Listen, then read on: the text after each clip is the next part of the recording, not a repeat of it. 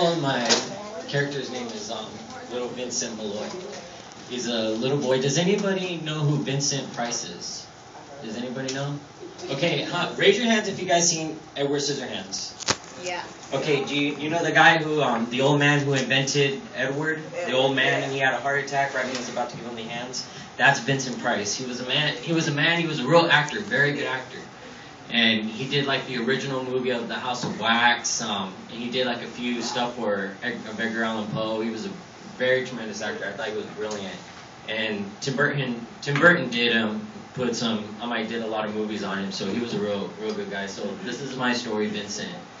And the story is somewhat unique, and it calls for a different kind of introduction.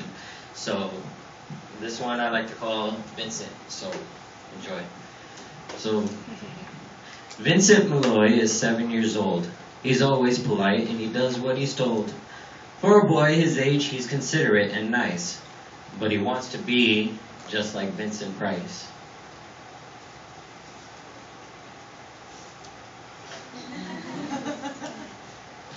But he doesn't mind living with his sister, dog, and cats, though he'd rather share a room with spiders and bats.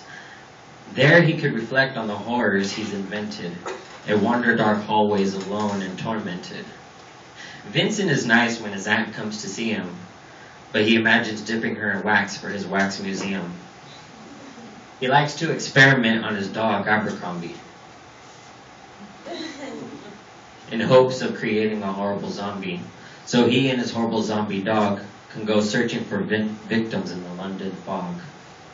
His thoughts, though, aren't only of ghoulish crimes. He likes to paint and read to pass some of the times.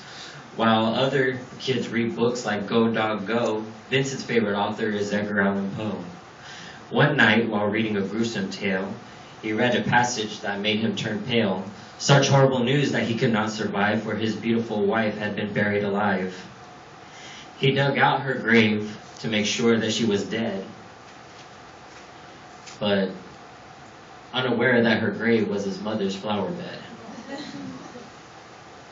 His mother sent Vincent off to his room, and really he knew he'd been banished to the Tower of Doom, Miss B, where he was sentenced to spend the rest of his life, Is it this one? yes, alone with a portrait of his beautiful wife.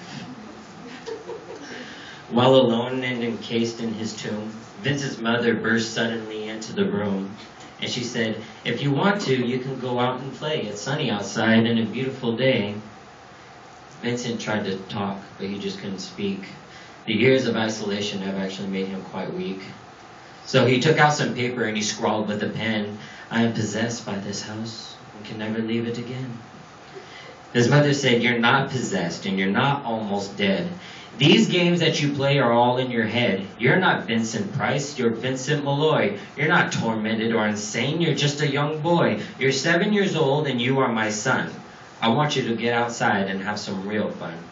Her anger now spent while she walked through the hall, and while Vincent backed slowly against the wall. The room started to swell and to shiver and creak, and his horrid insanity had reached its peak. He saw Abercrombie, his zombie slave, and heard his wife call from beyond the grave. She spoke from her coffin and made ghoulish demands, while through cracking walls reached skeleton hands. Every horror in his life that crept through his dreams swept his mad laughter to terrified screams. To escape the madness, he reached for the door, but fell limp and lifeless down on the floor.